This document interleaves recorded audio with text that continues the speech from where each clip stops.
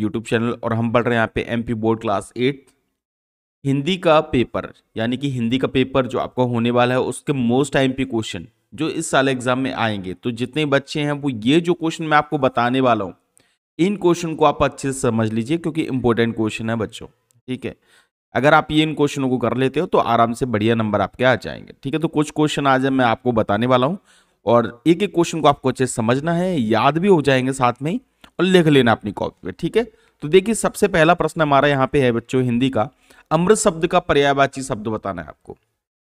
अमृत शब्द का पर्यायवाची क्या होता है बताइए? गरल होता है, अमर होता है, अमी होता है या फिर गहन होता है? बताइए जल्दी से। सबसे पहले तो हमारा उत्तर है यहाँ पे अमी होता है। ठीक है, उसके बाद आता है हमारा अगला प्रश्न, बीड़ा बादनी किसे कहते हैं? तो बीड़ा बादनी किन को बोला गया है? देखो हाथ में बीड़ा किन के होता है बताओ? बीड़ा किन के हाथ में होता है? लक्ष्मी जी के हाथ में तो नहीं होता, दुर्गा जी के हाथ में तो त्रिशूल होता है। ठीक है, पार्वती जी के हाथ में तो होता नहीं है, तो सरस्वती माँ के हाथ में। ठीक है, तो सरस्वती जी को, तो आपको याद रखना है बच्चों कि बीड़ा बादनी किसे कहा गया है? तो बीड़ा बादनी कहा गया है सरस्वती जी को। उसके बाद अगला आता है यहाँ पे, कवि किसे जगमग करने को कह रहा है? बताओ किसको जगमग करने के लिए कवि कह रहा है? खुद को यानी कि स्वयं को, संसार को, घर को या विद्यालय को? तो सिंपल सी बात है, संसार की बात कर रहा है वो। ठीक है, संसार को। तीनों याद हो जाएंगे। उसके बाद हमारा अगला प्रश्न आता है बच्चों, आत्मविश्वास का संबंध किससे है? आपको यह बताना है कि आत्मविश्वास का संबंध किससे है। तो यहाँ पे 4 है, बुद्धि से, मन से, शरीर से या योग्यता से। तो आपका उत्तर है यहाँ पे मन से। ठीक है, आत्मविश्वास कहां से? मन से संबंध है सीधा आत्मविश्वास का, बुद्धि से नहीं है। ठीक है, उसके बाद आता है हमारे यहाँ पे, सामने वाले को अधिक, सामने वाले की आधी, क्या लिखा है यहाँ पे बच्चों? आधी, आप सही करना, आधी शक्ति खींच लेने की विशेषता किसमें थी? तो आपका उत्तर क्या है बताओ? सामने वाले की आधी शक्ति कौन खींच लेता? तो बाली खींच लेता था। ठीक है, तो उत्तर क्या हो गया यहाँ पे? बाली हो गया। ठीक है बच्चों, तो सभी क्वेश्चनों को नोट करते जाइए और समझते भी जाइए साथ में। ठीक है, और ये क्वेश्चन एग्जाम में आएंगे, अभी आप फिर नोट करते जाना, फिर बाद में आप बोलोगे कि हमने ये कर नहीं पाए। ठीक है, लेखक के मित्र किसे देखकर डर गए थे? तो आपके ऑप्शन है यहाँ पे, बाघ को, भेड़िए को, कुत्ते को या शेर को? तो कुत्ते को देख के डर गए थे। ठीक है, तो याद रखना है, लेखक का मित्र कुत्ते को देख के डर गया था। ठीक है, उसके बाद हमारा अगला प्रश्न आता है बच्चों, लेखक ने संजीवनी किसे कहा है? बताइए, संजीवनी किसको कहा है? धन को कहा है, स्वास्थ्य को कहा है, संगीत को कहा है या विद्या को कहा है? तो सिंपल सी बात है, संगीत को कहा है। किसको संजीवनी बोला है? संगीत को संजीवनी बोला है लेखक ने। ठीक है, अगला प्रश्न आता है बच्चा, स्वर कोकिला किन्हें कहा जाता है? ये क्वेश्चन बहुत बढ़िया क्वेश्चन है, एग्जाम में अक्सर पूछा जाता है और आपको इसको समझना भी है।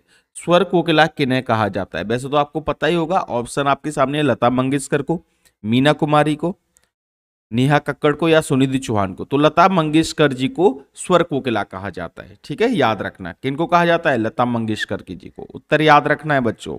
उसका डॉक्टर चंद्रा की इच्छा क्या बनने की थी? बताओ, चिकित्सक, वैज्ञानिक, दार्शनिक या फिर गायक? इसका आंसर आपको देना है और आपको अपनी किताब में से भी इसका आंसर खोजना है। ठीक है, उसके बाद आता है, माँ घर की तुलसी है। इस पंक्ति का भाव क्या है? माँ एक जड़ी बूटी है, माँ घर की एक सदस्य भर है, माँ का नाम तुलसी है या माँ सम्माननीय पूजनीय? तो इसका उत्तर क्या है? माँ सम्माननीय और पूजनीय है, ये इसका उत्तर हो गया। ठीक है बच्चों, इसके बाद अगला प्रश्न आता है हमारे यहाँ पे, माँ बच्चों के लिए कब आड़े आ जाती है? कब बीच में आ जाती है? तो प्रसन्नता में तो माँ बीच में बिल्कुल भी नहीं आएंगी, आपको पता है, सुख में भी नहीं आएंगी। ठीक है, तो माँ कब आती है? दुख दर्द में साथ देती है। आड़े आने मतलब होता है साथ देना। ठीक है बच्चों, याद रखना। ठीक है, तो माँ कब साथ देती है? तो दुख दर्द में सिर्फ माँ ही साथ देती है और कोई नहीं देता। ठीक है, तो अपनी माँ को आप भी प्रेम करिए। उसके बाद आता है, अजायब घर का समानार्थी क्या है? ठीक है, अजायब घर का समानार्थी क्या है? तो क्या होता है? संग्रहालय होता है। ठीक है, याद रखना। उसके बाद अगला प्रश्न आता है हमारा यहाँ पे, मुफ्त की चीजों का मजा लेने के लिए क्या होना पड़ता है? बताइए, कैसा होना चाहिए? संकोची होना चाहिए, डरपोक होना चाहिए, बहादुर? नहीं, निसंकोची होना चाहिए, यानी किसी बात का संकोच नहीं है। मुफ्त फ्री की चीज खानी है, कहीं पे भी पहुंच जाओ। मेरो मन अनंत कहाँ सुख पावे, ये पंक्ति किसने बोली है? बताइए, हैं बताइए, ये पंक्ति किसने लिखी है?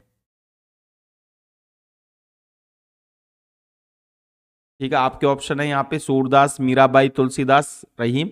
तो उत्तर है यहाँ पे सूरदास। और बच्चों याद रखना, ये क्वेश्चन भी आईएमपी क्वेश्चन है। ठीक है, जो आईएमपी ज्यादा क्वेश्चन वो मैं आपको बताता चल रहा हूँ, ठीक है। उसके बाद हमारा अगला प्रश्न है बच्चों, बेड़ा घाट में कौन सी नदी बहती है? तो बेतबा, नर्मदा, चंबल या केन? तो आपका उत्तर क्या है यहाँ पे? नर्मदा नदी बहती है, ठीक है। बेड़ा घाट में कौन सी? नर्मदा नदी। उसके बाद हमारा अगला, धुआंधार क्या है? बताइए क्या है? जलप्रपात, नौकायन, संगम या डेल्टा? तो क्या है? जलप्रपात है, ठीक है। याद रखना उत्तर को। नर्मदा नदी कहाँ से निकलती है? तो ये तो सबको ही पता है, आप भी याद रखना, अमरकंटक से निकलती है, ठीक है बच्चों। याद रखोगे, अमरकंटक से नर्मदा नदी निकलती है। ग्रह नक्षत्रों का परीक्षण करने वाला स्थान क्या कहलाता है? बताइए, ग्रह नक्षत्रों का जहाँ पे परीक्षण होता है उसे क्या कहते हैं? गृहशाला, वेधशाला, प्रयोगशाला या फिर गौशाला? तो उत्तर क्या है?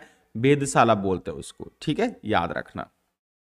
उसके बाद हमारा अगला प्रश्न आता है, ज्योतिष विज्ञान का संबंध किससे? समुद्र से है, वनस्पति से है, ग्रह नक्षत्रों से या साहित्य से? तो ग्रह नक्षत्रों से है, ठीक है, याद कर लेना। पृथ्वी अपनी धुरी पर चक्कर लगाती है, प्रतिपादन किसने किया? तो ये आर्यभट्ट ने किया है। तो याद रखना, यहाँ पे थोड़ा सही नहीं लिखा है, मैं लिख देता हूँ, आर्यभट्ट आपको याद रखना है, ठीक है, आर्यभट्ट ने किया है। उसके बाद मुंडा भाषा में सिंह का क्या अर्थ होता है? ठीक है, चंद्रमा होता है, सूर्य होता है, धरती होता है या समुद्र होता है? तो ये थे आज के प्रश्न। आई होप आप लोग को ये वीडियो पसंद आया होगा बच्चों। अगर आपको वीडियो पसंद आ गया प्लीज़ वीडियो को लाइक कर दीजिए, और चैनल पे नए तो चैनल को सब्सक्राइब कर दीजिए। और मिलते, अगर आपने इस पे अच्छा रिस्पॉन्स दिया, वीडियो को लाइक कर दिया, कमेंट कर दिया, अपने दोस्तों को शेयर कर दिया, और इस पे अच्छे खासे व्यू आ गए, यानी कि 1000 लाइक अगर इस वीडियो पे आ गए, तो मैं आपके लिए मोस्ट टाइम पे क्वेश्चन हिंदी के, विज्ञान के सभी लेके आऊँगा। तो चलिए वीडियो को लाइक कर दीजिए, मिलते हैं नई वीडियो के साथ, तब तक के लिए जय हिंद, वंदे मातरम।